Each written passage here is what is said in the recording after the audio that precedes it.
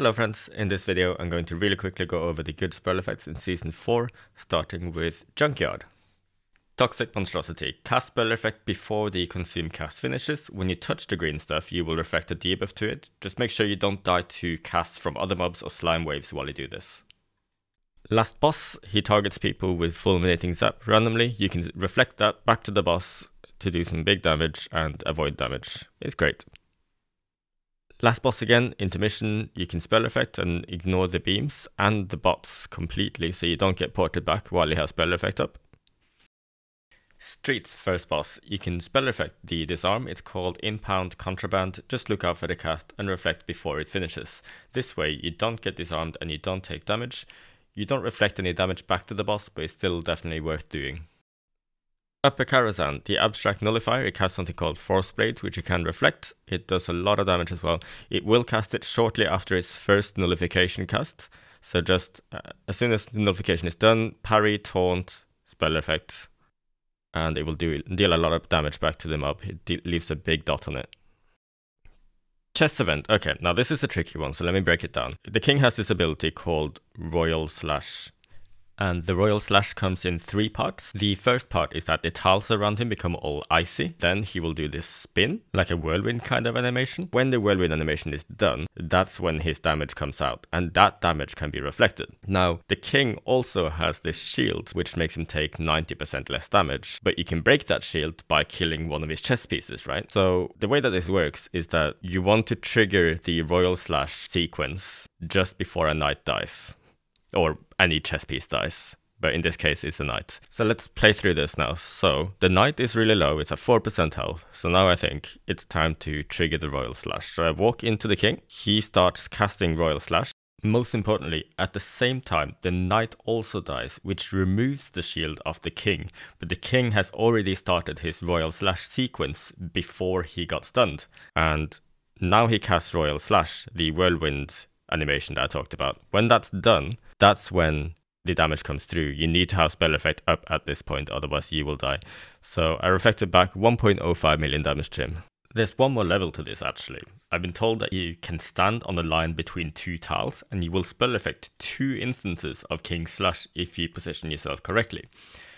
But I haven't pulled this off yet because most of my upper Kara runs end on Curator. Okay, last boss, Upper Kara. This is another huge one. So what I like to do at the start is I run in with parry, taunt, and spell effect. Just make sure nobody kicks this and reflect the Burning Blast. The Burning Blast goes on whoever has aggro. And when you don't have parry, you can taunt after he has finished an I-beam, but make sure you do it from range so that he doesn't melee attack you and kill you. Now we go into phase 2.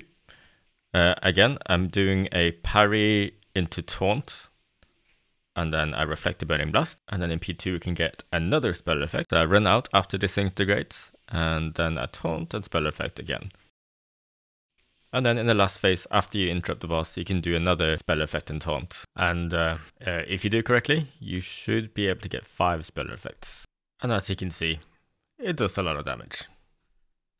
Okay, lower Karazhan. On this boss you can reflect Soup Spray, it helps you survive, which is always good. I didn't do it in this clip, but you can reflect the Arcane Blast from the Baroness on the Morose fight. The Undying Servants, they can cast Shackles of Servitude on you. You can reflect it and it makes them do 70% less damage. You can also reflect Shadow Blast from the Attendants. Moving on to Grimrail Depot. First boss, you can reflect a tick from the rocket barrage in the intermission, it helps you survive. There's a trash mob at the end called the Seer. You can spell effect the Thunder Zone as long as you have spell effect before you walk into the Thunder Zone. This puts a big dot on the Seer.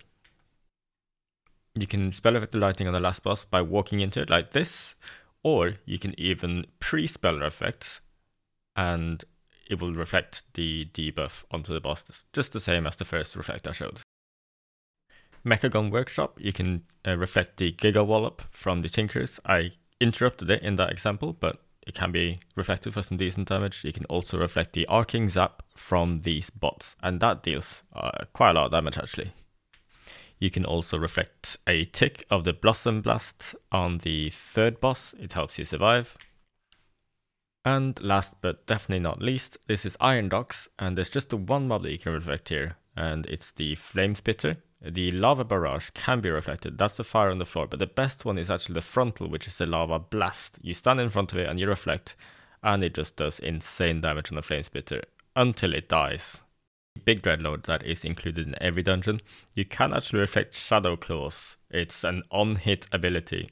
So whenever it auto-attacks, it also attempts to apply Shadow Claws. You can reflect this Shadow Claw dot, and it deals some decent damage.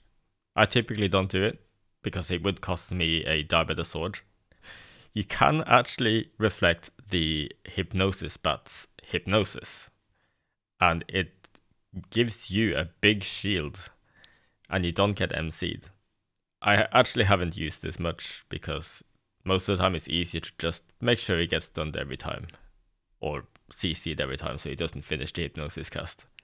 And then there's also the other Dreadlords, the Nathrezim Infiltrators. You can reflect the Vampiric Claws from them, so you would just taunt him and then reflect whenever Vampiric Claws is cast. They cast them quite often, and if you have been playing M+ at all, you will know that Vampiric Claws makes it so that the Dreadlord heals from hitting the target, but by spell reflecting it, you deflect it and he doesn't heal, so it's quite useful sometimes.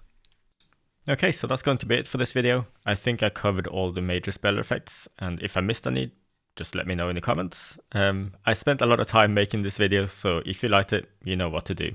Thank you for watching.